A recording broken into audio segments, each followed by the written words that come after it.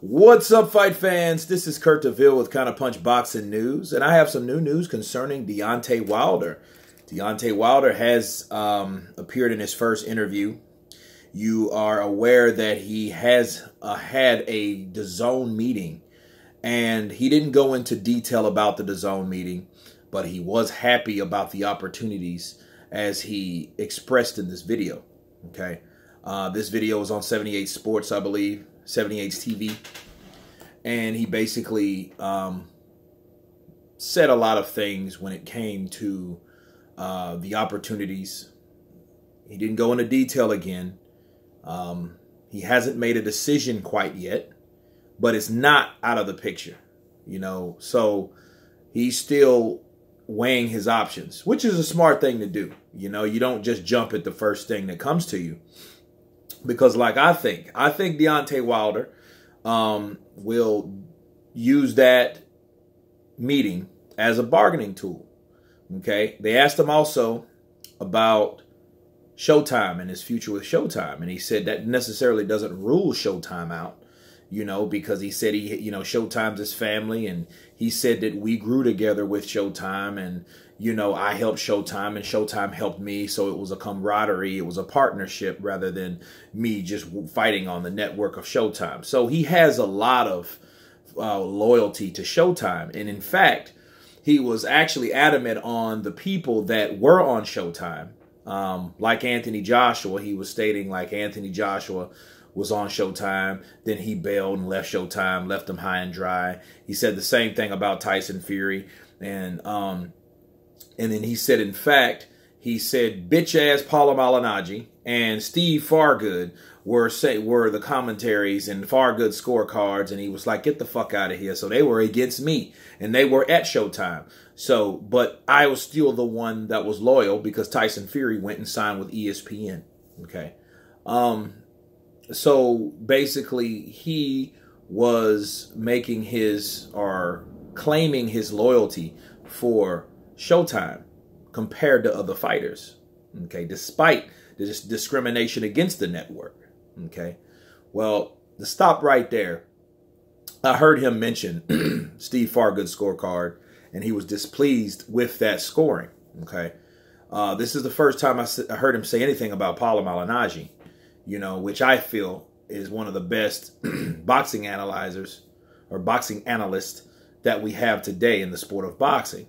You know, I didn't know he felt that way about Paulie, you know, calling him, you know, Paulie's bitch ass. So he, you know, again, Wilder lashes out. He lashes out at whoever, you know, is against him or thinks that he lost a fight, you know, because it's that if you're not with me, four against me kind of bandwagon with him. You know, he lives by that motto. So moving on. It was rumored, they talked about Tyson Fury's deal. Was he really getting 80 million pounds? And then Bob Arum said it wasn't that much. So do they say. I haven't read that. I was just telling you guys what was discussed. And they asked him, he said, well, do you think he understands his own deal or he was just lying? And, you know, he said, he started laughing, you know. He said Tyson Fury didn't really understand his own damn deal. I think he's still suffering from mental illness. So, you know, that was a low blow to Tyson Fury, you know, for his mental illness, because Deontay Wilder feels, let me let you guys know on something. Deontay Wilder feels that he milked that idea, that he's selling that to the American public. You know, that that was just something that if he was someone else or if Tyson Fury was a black guy, they wouldn't buy it as much.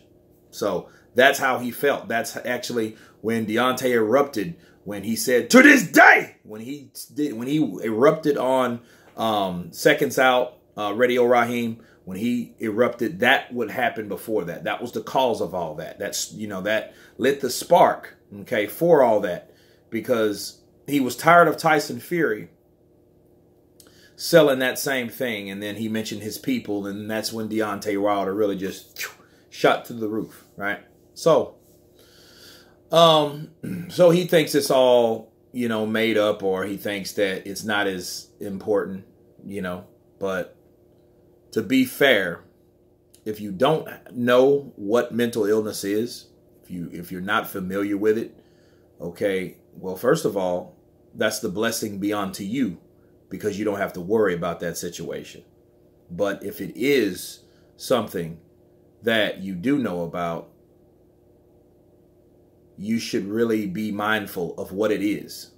Like, I don't have cancer as far as I know, but I'm not going to bash someone that, went through cancer and and that's an illness, and then look and blew that off. I have shirts for my channel, and I have a close friend that has cancer, so I wear the ribbons, as an example, and to show that I support what she's going through. Well, for Deontay Wilder, to be fair, if he doesn't know anything about it, he shouldn't really speak on that or take it that lightly. Because, him of all people should know about illness because his daughter has an illness. So, to be fair, that's just like Tyson Fury. Oh, well, she just has a little spine problem. That's not that serious. So I think that he should be more sensitive to that subject. But he just feels, Tyson Fury is a very intelligent man, so he feels it's all a gimmick. You know what I mean? So that's just his opinion about it, So the deal with Bob Arum, for the 80 million pounds or whatever, it might be a fight-by-fight basis or whatnot, but I don't think that they would have let that number out if it wasn't true. Maybe he doesn't get all that after the fact. Maybe he gets about 15 million a fight, you know what I mean, for 5 fights after, Warren and Arum and, a lot of these people take their chunk out of that deal that was involved with that deal. You know what I'm saying? So that might be the case. So, but again, they were talking about someone else's money. Deontay went on to say further that, he thinks that anybody that the same people that made that deal, he knew about it, and I don't really understand that. Like, how the hell are you going to know about an ESPN deal? You know what I mean? Like, that's not your promoter. That's not your place, But anyway, I thought that was strange. He said that, and he, again, threatened to not fight Fury. So, he said, hey, if I don't fight Fury, what the hell they gonna do? They gonna be in hell and high water. They gonna be in trouble now. But, that just leads me, when he said that the first time, you guys know how I feel about that. I knew when he said that, he mentioned that he was going to attempt to freeze out Tyson Fury from giving him, or so he says, blessing him with that opportunity to fight him again. So I know exactly what that was, So that more than likely what he might do. But as far as the networks, his decision, I don't know. But he did mention Showtime a lot. He showed his loyalty to Showtime, like I stated before. But here's the thing about Deontay Wilder.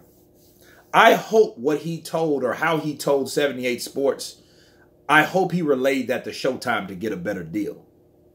You know what I mean? The same thing he told him, the same story of his loyalty for Showtime. He should tell that to Showtime when he comes back and say, hey, Dazn made me an X amount of dollars of millions. And I've been true and honest to you, unlike all these other motherfuckers. All these other fighters have either dealt with you and then left you. Dealt with you, then left you.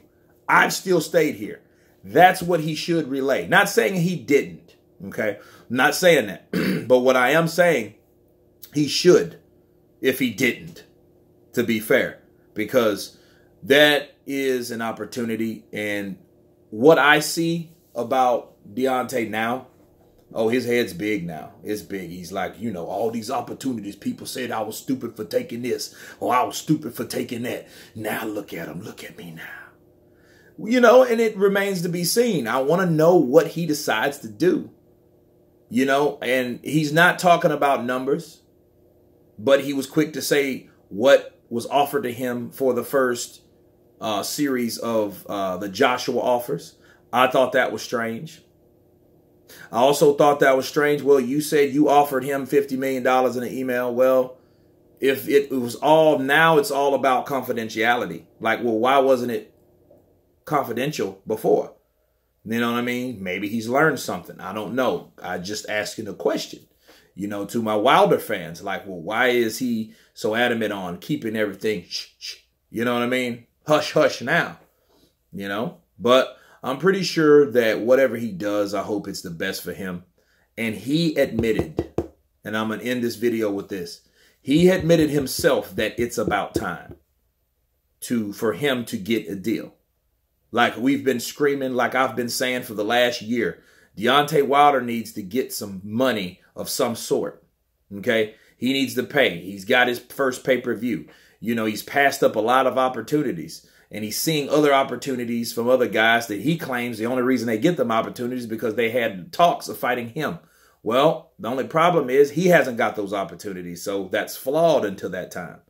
Now, if he starts bringing some money or making some money to bring to the table to make a big fight, okay, we can argue and we can discuss that. We can counterpunch that. But until then, he still has to make a good decision. And let's see what he's going to make. You know what I mean? Let's see what he intends to do with his career. Because it is time. He's right. It is time for him to make a decision. Because he was getting crumbs before. And I don't see how he didn't know it. I don't, you know, I mean, loyalty is one thing. But there's a such thing as being a fool, too. You know, loyalty only goes so far past logic to the point you're like, wait a minute, this is bullshit. I see all these people around me getting paid. What about me? I'm the WBC heavyweight champion of the world. Why haven't I got a massive deal like that? And even if Tyson Fury was making $15 million, well, why haven't I been offered that amount of money for 5 fights? Hell, I would do that to fight on a damn streaming app. You know what I'm saying? So, but he has options, you know. That's basically what I could counterpunch from that video. I don't want to make this too long, but you guys tell me what you think about this particular interview. Please subscribe, like, share. And you guys been counterpunched. Peace.